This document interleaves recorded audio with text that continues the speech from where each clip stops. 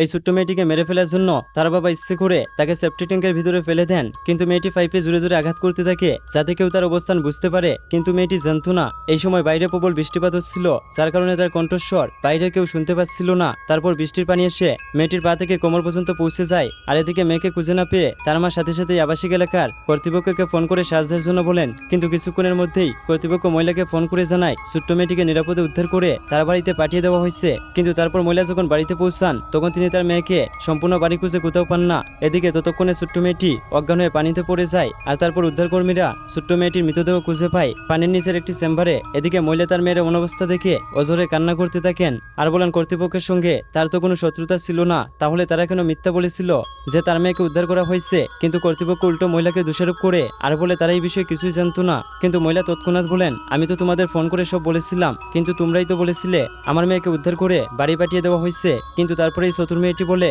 এই মহিলা আমাদেরকে ফোন করেনি আর তার মেয়ের সম্পর্কে কিছুই বলেনি, এই মহিলা অযথাই আমাদের উপর মিথ্যা অপবাদ দিচ্ছে। একথা শুনে মহিলা অজ্ঞান হয়ে পড়ে যান। কিন্তু যখন তার জ্ঞান ফিরে আসে তখন মহিলা তার পাশে তার স্বামীকে দেখতে পান। তাই মহিলার সাথে সাথে তার স্বামীকে বলেন কিভাবে তাদের ছোট্ট মেয়েকে হত্যা করা হয়েছে আর এখন তারা সবাই মিথ্যা কথা বলছে। তারপর মহিলা সাংবাদিকদের সামনে সব সত্য কথা বলতে শুরু করেন। কিন্তু তখন হঠাৎ করেই তার স্বামী এসে জানায় তার স্ত্রী নাকি মানসিকভাবে অসুস্থ হয়ে পড়েছে আর তার মেয়ে মরে যাওয়ার পেছনে কর্তৃপক্ষের কোনো সম্পর্ক নেই। একথা শোনার পর মহিলা ভেতর থেকে ভেঙে যান আর একের পর এক ধাক্কা সহ্য করতে না পেরে অবশেষে মহিলাটি ভবন থেকে ঝাঁপ দিয়ে আত্মহত্যা করেন। কিন্তু সৃষ্টিকর্তা মহিলার প্রতি করুণা করে তাকে আবার পুনর্জন্ম দান করেন। এবার তো ভিডিওতে লাইক করো।